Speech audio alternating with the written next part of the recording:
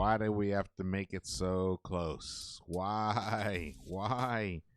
Hello and welcome into the Knicks-Verse. My name is George, and if this is your first time here, or you've been here before but haven't subscribed yet, please do so. We're so close to 10,000 subscribers. And I want to thank every single one of you who have joined the Knicks-Verse. I really appreciate it tremendously. It's an exciting year. However, this type of game, even though we won tonight, this type of game is a bit frustrating for me. Very similarly to the game on Saturday. The game on Saturday, the Knicks came out playing with their food, and they lost to the Detroit Pistons.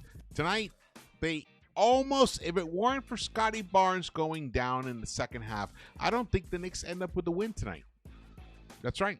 That's how I feel about it. So I'm a little concerned about the way this team is approaching these games right now, these in-between games. If they want to be serious contenders, they need to annihilate their opponents. That's what they need to do. And tonight wasn't one of those nights. But it's a win. A win is a win. We're going to take it. And we needed it because right now the New York Knicks are 15-9. They're in fourth place behind the Orlando Magic, Celtics, and Cavaliers. The one thing I will say, I don't consider the Cavs yet a true contender. I don't. Sorry. No insult to anybody who loves the Cavaliers or whatever. But, the Knicks kind of took care of them. Took care of them twice. So, this doesn't – they need to earn it. It's still too long, even though they're 21-4. I'm still not buying into what the Cavs are doing. However, I bought in completely 100% in what the Celtics have done and what OKC is doing. Those are the two legit contending teams, the two teams that can actually win the chip. The Knicks are supposed to be that third team, especially according to Vegas. So, if you have a team like that, you cannot come out with an effort like you did tonight. Look, I get the Raptors are an interesting team. They're an exciting team. They are missing quickly. And then Barnes went down in the second half, so they were missing 2 out of their 3 best players, and they still made this game much closer than it should have been. So, the question is why? Why are those things happening? Well, we're going to get to that. We got highlights. We got the breakdown. Let's go. Also, by the way, hit the thumbs up button for me. Drop your comments. And if you haven't subscribed yet, please do so and turn on the notification bell. I would greatly appreciate that. The New York Knicks went north of the border to Canada, Toronto, pulled away with a 113-108 win. This is one of the closer wins of the Knicks season this year so far. They earned it. I'm not going to say they didn't earn it. They earned it. They eked it out. But let me tell you, it was mostly because of this guy, Karl Anthony Towns, who I thought was gone for the rest of this game. He rolled his ankle at one point early in the second half, and I thought that was it. He fought back. He came back, finished with a double-double, 24 points, 6 assists, by the way, 15 rebounds and 6 assists. The rebounds were essential because no other Knick had double-digit rebounds tonight, and the Knicks were out-rebounded by the Toronto Raptors in general. All right, we got the stats here. Before we get to this, let's get to the highlights. And I'll talk through the rest of my thoughts about this game as we watch these highlights. So this was the very first game that R.J. Barrett faced his former team. And the man delivered tonight for the Toronto Raptors. He shot 54.2% overall, 43% from the three-point line, 30 points for him, 8 rebounds, and 4 assists, including a steal. He played a great game, and he even hit a very key bucket when the score was 108-106. The Knicks were leading, and he tied the game 108 all. And it was right down to the wire. He did get blocked on the last possession because Karl Anthony Towns played some excellent defense on him. And then OG came off the weak side and blocked the shot. And the Knicks were able to turn it around and get an extra bucket on the other end. Towns was really the difference. Look at that. Nice. There you go. Is that Precious? Yeah, Precious putting some punishment on his former squad and traded him away. Jalen Brunson also gave me a scare today. He left the game. He rolled his ankle on a It was a spectator's foot off to the sidelines. It wasn't, the spectator didn't try to trip him or anything. He was just way too far out. He rolled his left ankle on him, but he came back in the game. He played 34 and a half minutes, shot 7 of 13, hit 4 of 8 from the three-point line for Mr. Jalen Brunson to finish with 20 points off 11 assists. So both of the Knicks dynamic duo ended up with double-doubles tonight. And that's what you need. You know, when you have the best players, your best players should deliver. One of the things that were, okay, here's Josh Hart coming down past it. Josh Hart was an interesting player tonight. He just didn't seem to be part of the action. He only played 32 minutes, which is very low for him, especially when you consider that both OG and Mikal both played 41 minutes tonight. And so maybe Thibs saw what we were seeing, that Josh Hart didn't quite have it tonight. 4 of 9 overall. He did hit 1 of 2 from the three-point line, but only took 2 3-pointers. He's been our best three-point shooter in the past of late. I think in the past 6 or 7 games, shooting over 50%. So he did finish with 10 points tonight, but only 4 rebounds for Mr. Josh Hart. That's just, you know, we need more from him. That's not his role. His role is not just to be out there to score his points. It's out there to do the grunt work, get the rebounds, get up on the break. He didn't quite pull that together tonight. The Knicks did pull together 32 assists, so another 30-plus assist night for the New York Knicks. Excellent for them in terms of that. The ball movement is there. And we saw some great off-ball movement, some great cutting. Towns found both Mikal Bridges and OG Anunoby on backdoor cuts several times, which ended up in points scored. That was a big three-point shot right there from Mikal Bridges. I believe that. Oh no, Mikal Bridges. He was 5 of 8 from the three-point line tonight. Beautiful. That must have been mostly in the second half. Because in the first half, yeah, it was 4. He was 4 or 5 in the second half. Beautiful. Shout out to Mikal for that. His defense is still somewhat spotty, but when you look at how many minutes he played in the second half, he played 24 minutes in the second half. He played the entire second half. Thibs has got to wake the fuck up in terms of how many minutes he's playing these guys. This is just not going to work out in the long run. I don't know what he hopes is going to happen here, but when you fry your best players, you can't expect them to be their best selves towards the end of the game. And that is one of the main reasons why the Knicks were losing a lot of games in the fourth quarter earlier in the year. He was overplaying these guys. Then he widened his rotation a little bit, but tonight he did not. Sims saw not one single minute of play. Hawkporty, not one single minute of play. We saw 6 minutes of, that was in the second half. We saw 16 minutes of Precious, 26 minutes of McBride, and 13 minutes of Campaign.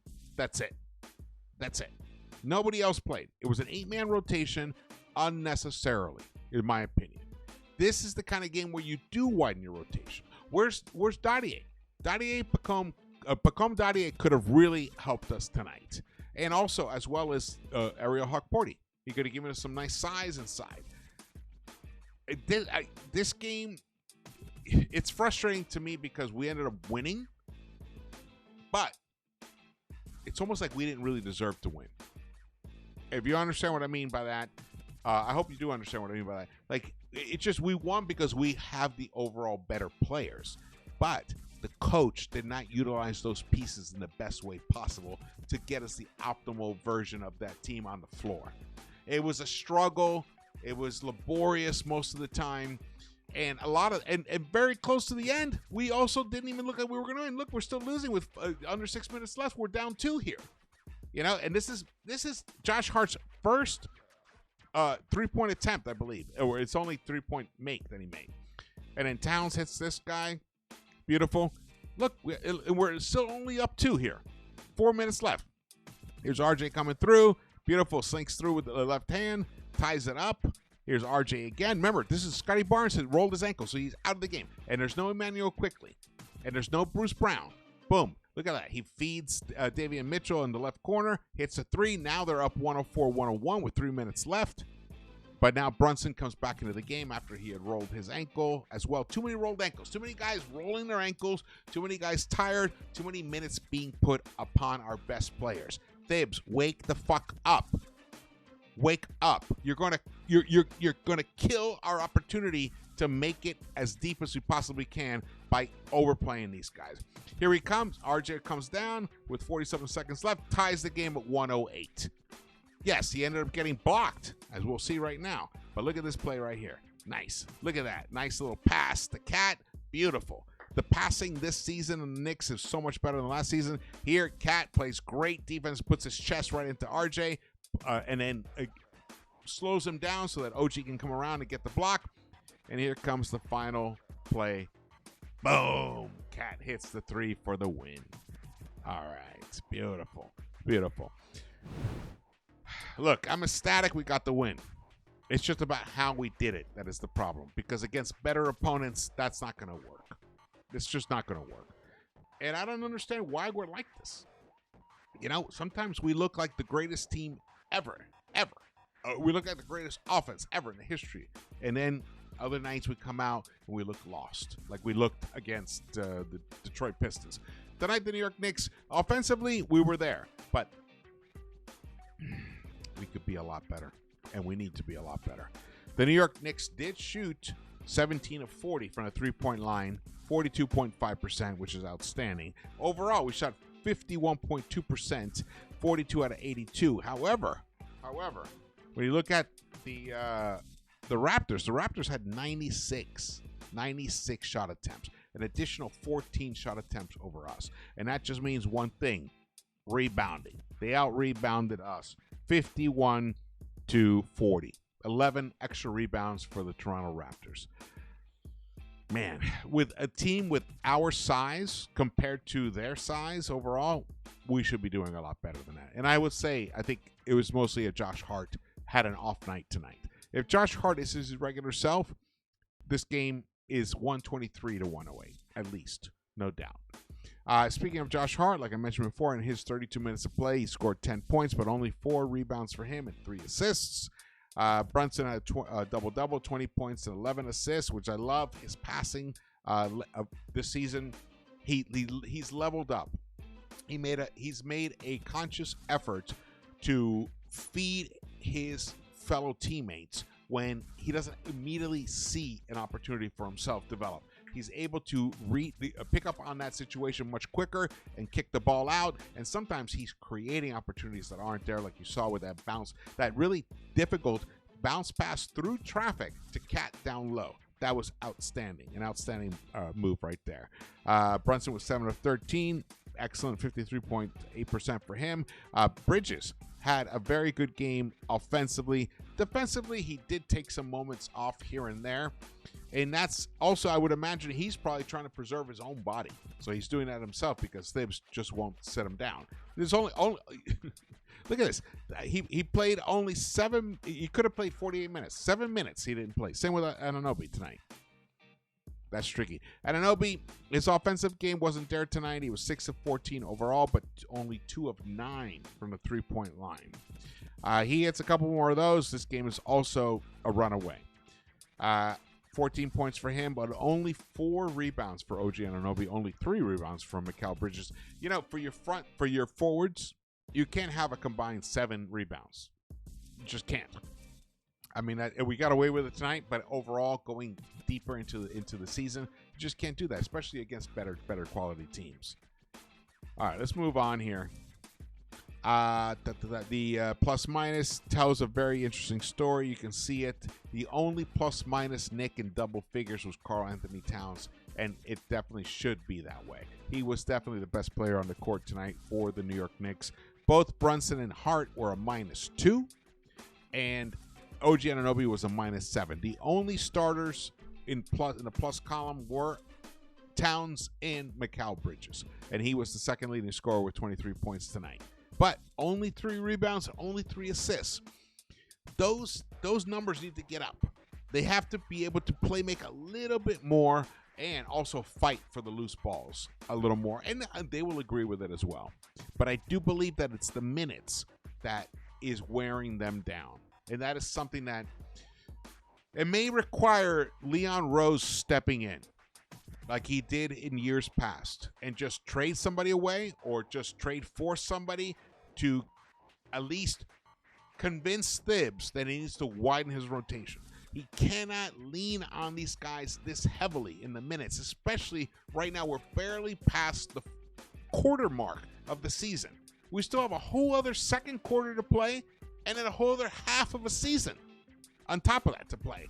And he's playing these guys. I mean, right now, I believe in the past 8 games, Knicks have 3 of the 5 top minutes played players in the NBA.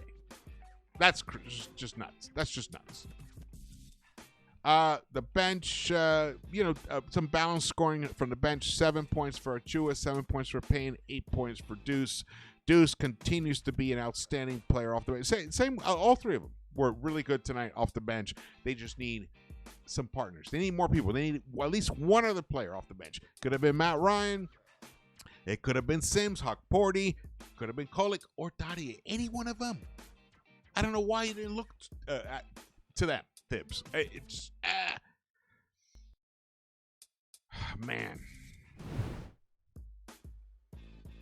Just going to take a moment here to talk about Thibs. This has been a while now. You know, I mean, you got to show some further growth, Tom Thibodeau. You can't keep distributing your minutes the way you're doing it right now. You're not going to get to the end goal. The end goal is to win a championship. And this team, the way it's constructed, should be competing for a championship. But you're going to burn them the fuck out, bro. You got to wake up and realize that this one win isn't what it's all about. It's about all the other wins. It's about the postseason. It's about having guys with legs who aren't mentally and physically exhausted by the time you truly need them to be their best. Just reach down a little further in the bench. It's not that difficult. These aren't cripples on the bench. You know what I mean? These guys aren't sick coming out. You know, they're healthy players. Get them out there. Even if it's just 4 minutes. 4 minutes could make a world of difference on my Kyle Bridges. He played 41 and a half minutes tonight. 4 minutes less. That's a 36 minutes, the 37 minutes or whatever. That's still a lot. But it helps preserve their bodies. Get wiser. Get wiser with the minutes. Fuck. So sick of fucking talking about this shit.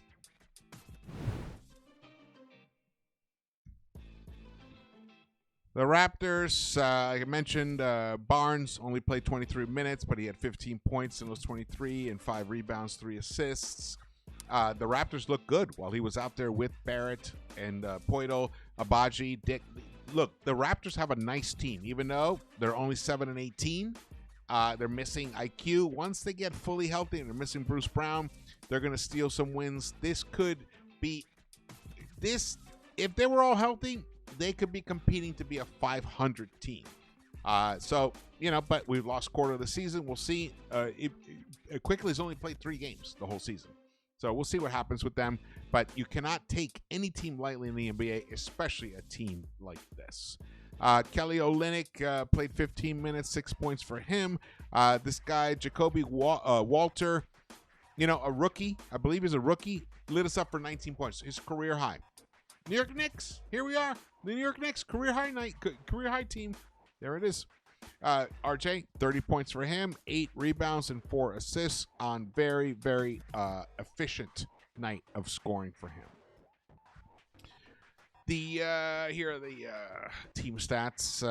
As you can see, Toronto Raptors got an additional 14 shot attempts, even though they shot almost 7% less than the Knicks did, because they were right there, because they kept getting more opportunities. They only had 23 assists. That's not good, but they had 51 rebounds. So they were a plus 11 in the rebounding, and they were a plus 11 in offensive rebounding. So the defensive rebounding was a wash, but in offensive rebounds, they got a plus 11, which gave them second chance opportunities, which allowed them to score points, give them a second chance at scoring points, and even a third chance at times, which they took advantage of. The largest lead for the Knicks was 11. The largest lead for the Raptors was 6. So it was somewhat of a tight-ish game, especially in the modern NBA.